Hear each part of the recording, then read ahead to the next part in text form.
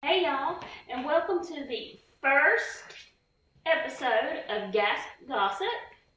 My name is Brene, and this is Dakota, and we're going to take you on a ride through paranormal investigations, a little bit of spirituality, some equipment, and a lot of fun. So come on in. Come to the door that we have open for you. Yes. Have a seat. Yes, this is real. Enjoy. In your face. Right here. Completely real. On your phones. On your TVs. Laptops. Any other electronic device that you watch your stuff on. This is it. Right here. A little bit of introductions about ourselves. My name is Dakota. I am the CEO and president of GASP. This here is my trusty sidekick, Brian. And she is the vice president of GASP. So... Pleasure, I'm sure. Oh, it's an absolute pleasure, madame. That's not Southern. No, that's not Southern at all. We got to stick to the Southern roots in this. Yeah, Southern language actually does go back to the British brogue. That doesn't surprise me. So let's go back to the Southern. Y'all Myth Moo, what got you into the paranormal stuff right here? Well, it actually started when I was a kid. I could see and talk to things that other people couldn't. So I was like, well, this is weird. And, one thing led to another. We wound up growing up in a house for years when I was little that was a nursing home. Ugh. Oh, that's... Yeah, it was a nursing home, and it was really freaky. So that's where I started, really getting into the paranormal thing. And then in 2010, with some family members, we started GASP. So we've actually been doing this for 14 years as a team. Not all of us. No, not all of us. The original members, which includes me, we've been doing this for 14 years, and I bet you've experienced a lot in that 14 years. A lot of knowledge, a lot of experience that you bring to not just the corporation or the business or for just us as team members, but for the viewers as well. You've got to respect 14 years of doing something. So that's a lot. That's very impressive, madame. Just thank you. Thank you very much. Very impressive. Me, on the other hand, I have not had the upbringing that most have that are in this field. I really didn't experience much paranormal, especially growing up. I know most people, whenever they experience paranormal things, apparitions, experiences, it's usually whenever they're growing up. But I didn't really experience much. Now, growing up in a family where they had a lot of spiritual experiences, the phenomenon, as some call it, but I personally didn't have much. So it's keeping an open mind, which I believe we need to have an open mind to so many different aspects of the world, and keeping our minds open and at least thinking that there's a possibility. So that's mine. To put it as bluntly as possible, I do not believe in everything that a lot of people normally do. Us in GASP, the corporation itself, our main priority is to go in and to see what these other individuals say, well, this is happening, this is happening, this is happening. And we go in and we try to find a logical explanation for everything, right? Yeah. If it's an old house, old houses are going to sell. You're going to have... You got creaky pipes, you got... Shit, one time we had a squirrel in the attic. Squirrel in the attic. See, now that could really cause... No, the really freaky one, now that I think about it, was when there was a raccoon in this attic, and it had a Christmas ball, and it would literally play with the Christmas ball like a cat, and it would roll the Christmas ball across the attic floor, and it was freaking this little old lady out. Bless her heart. She was, there's something up there, I know there is. And Bless so we just called, and I'm like, oh, Lord. But see, there goes back to the main basis of it, is we're trying to find a logical explanation for everything. Now, on the other side of the spectrum, there have been things that, even in this little bit of time that us, as the corporation, have been doing investigations that we've seen, that I've seen, that I've heard on some of the equipment that throughout these podcasts we're going to introduce you to. But some of the experiences that I've seen and that I've heard, I have no explanation. I know, me, myself, what the surroundings were, what was going on, and there's certain things that I just cannot explain. And anytime you get into that, you're kind of getting into the spiritual side of things. Because when you do have an actual haunting, there are so many variables to it. It can be a residual haunting, which is basically kind of like a videotape playing over and over again that you can just see. Absolutely. You have intelligent hauntings. Oh shit! No, I'm kidding. He wouldn't do that. We're not going to do that. If you look back in the film, I said earlier. So if anybody was going to get it, that was probably going to be it. But you got different kinds of spirits that they now believe throughout what I would consider maybe 30 years of professional paranormal investigating and studies. So you've got demons, you've got elementals, you've got all kinds of things. People, especially down here in the South, people do not like that D word. Don't talk about no Wampus cat now. Honey. Where's my cornbread? Don't forget them greens. Where's my cornbread? Pintos? Collards? She's not listening to me. I noticed. That's okay. It's okay. We're leaving it there. But one of the things that we specifically throughout the corporation have decided that we really want to do is base everything that we see, everything that we present on solid 100% facts. If we don't have any facts for it, if we don't have any proof for it, we're not going to make any assumptions. Do not make assumptions. We want to base everything off of facts, off of truth, so that everything that we present to y'all, you all will be able to be like, hey, we know that this is factual, we know that this is truthful. And that's the kind of relationship. That's the kind of relationship that we really want to build here between us as a group, and then also with y'all, the viewers, making sure that y'all know that everything that we do is real. Not like I've seen personally where to get a door open, you ever seen a fish line? Okay, let me put it this way. You can't see a fish line on camera, so that's easy to open and close a door. But here's the thing, that's BSing. We don't do that. And that's something that I just, it annoys the crap out of me because I watch a lot of paranormal shows. I'm not going to, call any particular shows out, but I watch a lot of paranormal shows. Some of them do like videos that are sent in from people. And I'm watching this stuff and I'm like, that's faked. That is absolutely faked. You can just watch it and you know. If you know what you're looking at, you know. And that really just annoys the crap out of me when you got that kind of stuff going on. To me, it calls into question paranormal investigations as a whole. It makes unbelievers out of people whenever some of it could be actually real. And don't even get me started on like TikTok videos and crap where I'm sitting there looking at it, because not only am I a paranormal investigator, I'm a videographer, I am a computer specialist when it comes to film. So if it can be faked, yeah, I can tell. It's like you get these weird creatures that are being filmed now and they look like people with these long spindly legs. I'm sorry, everybody. I'm sorry. Unless I actually see that with my own eyes somewhere, I'm going to tell you 9 chances out of 10 that that's CGI. But there has been some things that we have experienced that even me, as somebody who does not believe, I cannot explain. And so I guess that really goes into the spirituality of everything.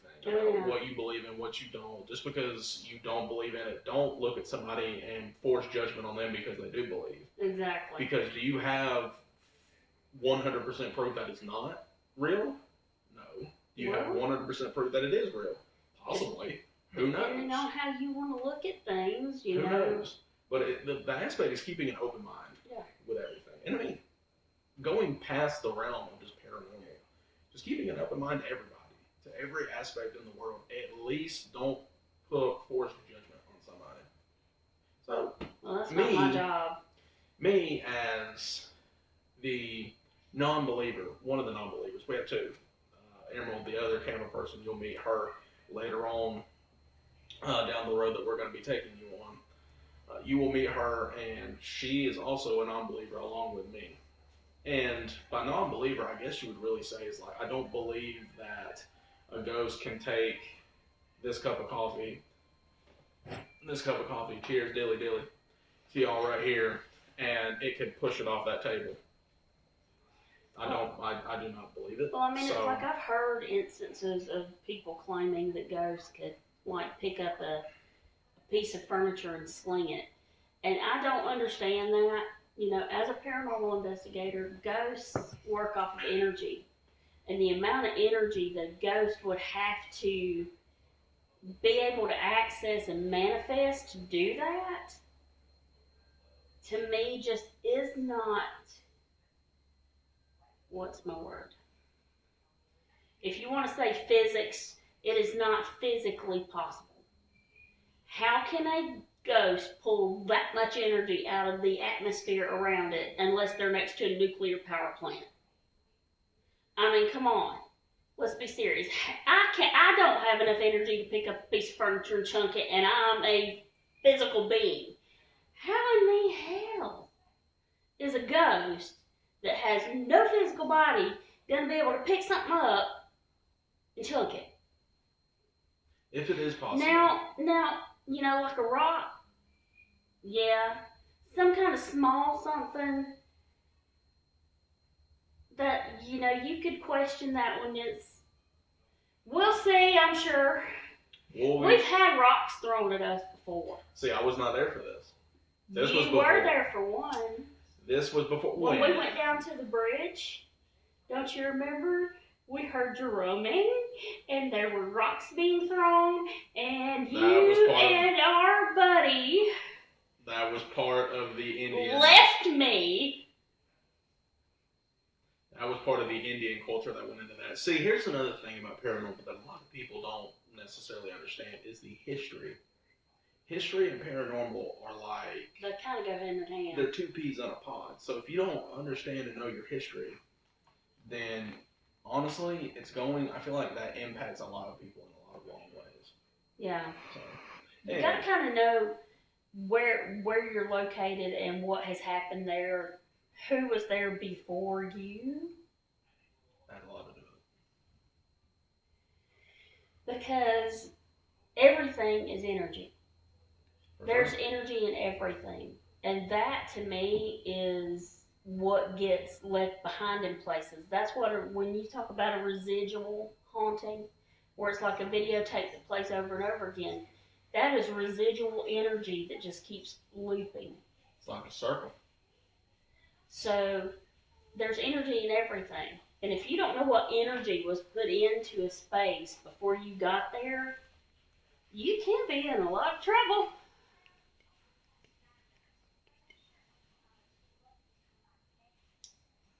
Do what, camera operator? Speaking of energy, it'd be a good time for the K2. Oh. Well, yeah, he ain't wrong. Are you telling us that we need to hush and get on with other stuff? Just to be a good time for the K2. Just be a good time for the K2. Well, as they say in show business, the director knows all. So following the director's recommendations, because here in the South, we have a lot of Southern hospitality. Let us introduce you to one piece of equipment going into the electronic field that we use during our investigations. You sure hit it. Button. That was hot. The way you click that button. It's a sexy piece of electromagnetic field mirror. I'm creamy.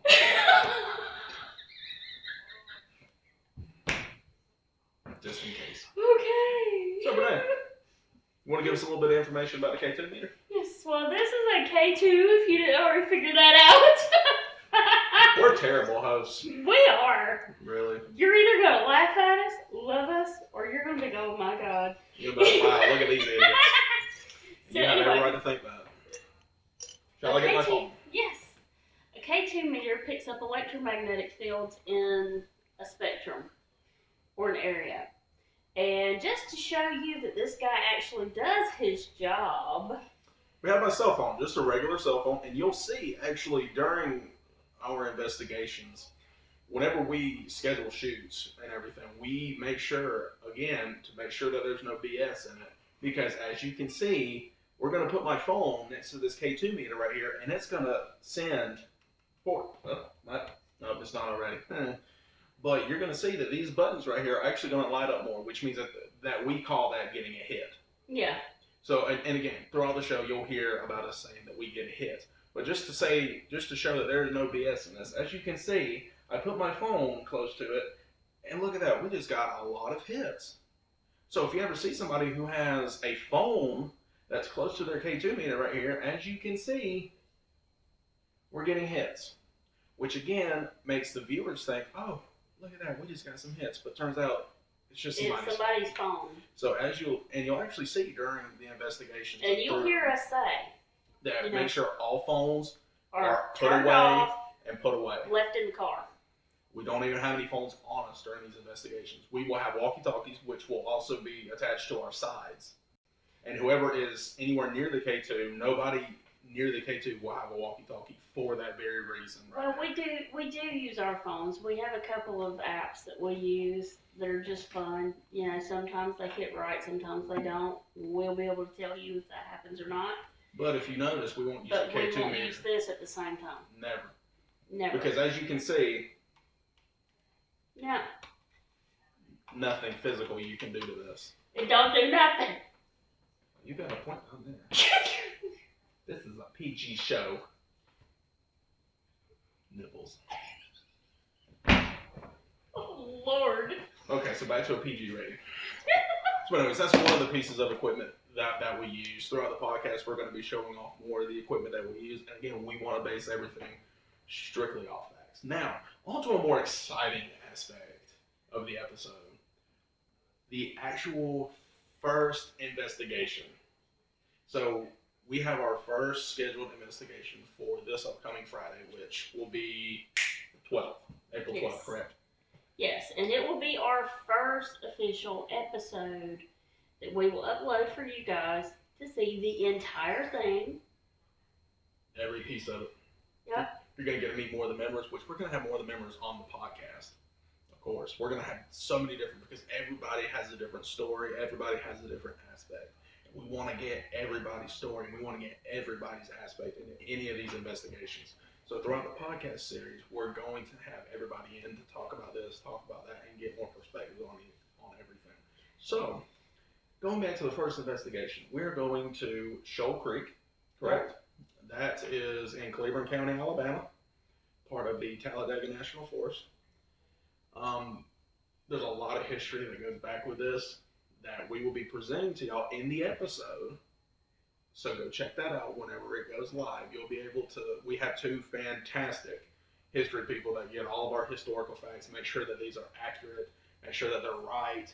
They triple and quadruple, I'm not used to saying that word, check everything, every statistic that there is to make sure. Even, I think today, wasn't it? Today, they were over there and they were even negating facts that other people were saying. They're like, okay, we know that's not true because of how much history and how much insight they get into the own history of the place that we're investigating themselves, which is fantastic. And something that aggravates me, I mean, it's just a pet peeve, is when you're watching a paranormal show, and especially if you're a history buff like me and several of the other members, and you're watching this paranormal show and they're throwing these facts out at you, and you're like, no. Negative. That's not accurate. Hard negative. So, the history. We're also going to try.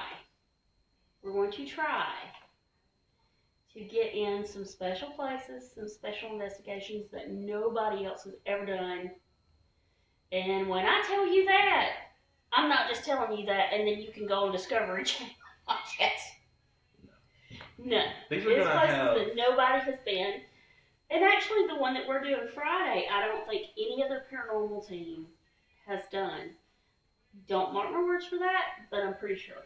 I personally have never seen any. I've never myself. seen any.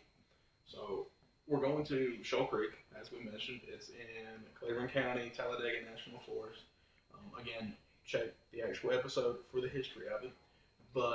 And it's really hard to get to. So it is not one that anybody should just go out there and try to do, because you will be getting into a whole ball of wax. You have to have 4-wheel drive. And you have no cell service as well. And you have no cell service out there. It's kind of scary. Yeah. A little bit. I'm not going to lie. And to be honest with you, this may be a controversial statement for some people, but we're going to have pew-pews. Because ain't no bear walking up on me in the middle of the woods. Have you seen other actual people these days, too? I'm not going out there with a pew-pew. Yeah.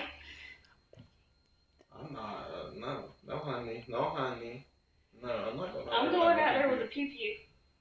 So, but this investigation, it kind of hits home because we've gone on there a few times and just kind of poke, not necessarily poke. I actually really don't like that word because you don't poke whenever it comes to apparitions. No, because I mean, how are you going to poke something that you can't see? Well, you don't go out there and just start being like, hey, you can't poke something you can't see. Hey, yo, you fake bitch. You don't even exist. Yeah, don't do that. Because, again, what if it is real? You're going to be in one world of hurt if that thing gets pissed off at you. So, with all that being said, we're going to Shoal Creek. We went out there for a little bit of time. One of the things that we actually did was we went out there on Halloween night. Yeah. Bad idea. I don't even believe in it, and I got out, and I got the jeebies. I did not like the feel. I did not like anything about it. We all got out of the car. We didn't even get into the actual church itself. We got out of the car, spun around in a circle, and got back in, and booked. Well, something happened that actually made us do that, because don't get us wrong. When something is got to be something bad that starts happening right out the gate. For me to, because basically when it comes to that, it's me, for me to call an investigation.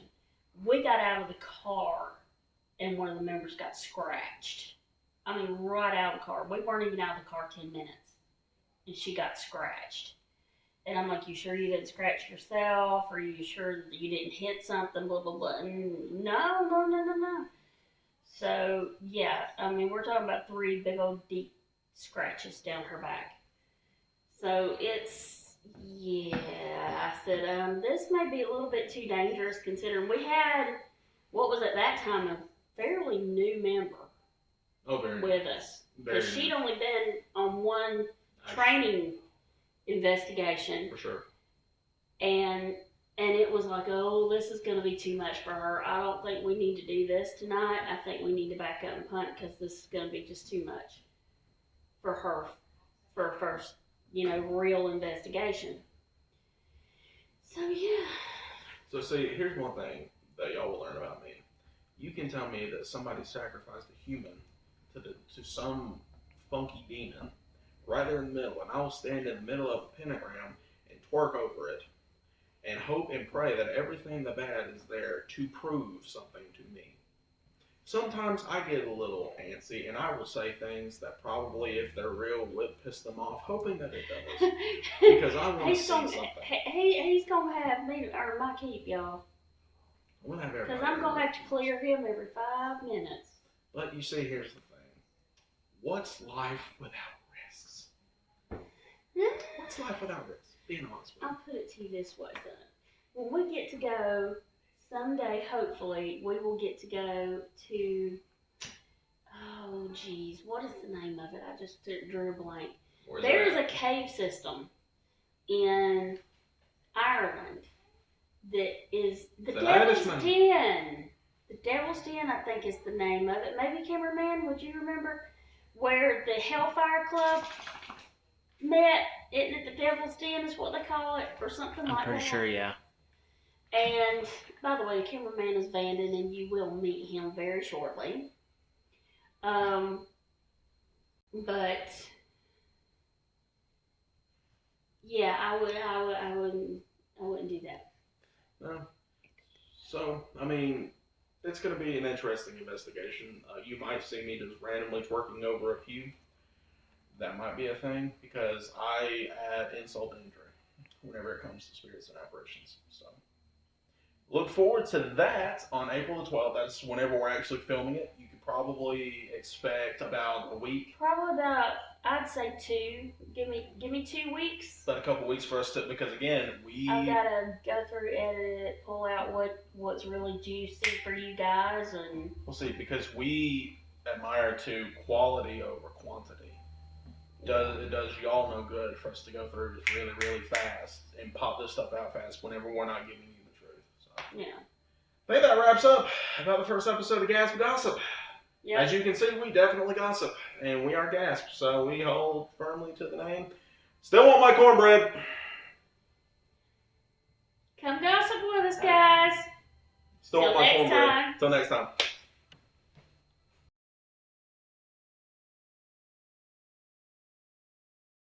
Scooby-Doo's gonna be like, hey, we solved the mystery, you bitch. I still want to go back to our earlier conversation about whenever we were sitting there at the table talking about sitting in a random churchyard with no building. And the preacher's just standing up there like, this is what God wants. You hear thunder clapping. Someone in the back, shit. Let's build a new one! Lightning strikes nearby tree. God, we need to get some actors that actually This is what happens when you have internet misinformation and you put the shit in your show. It's this. You've got all of these pilgrims out here in the middle of nowhere with the preacher, and he says we need to build a new building.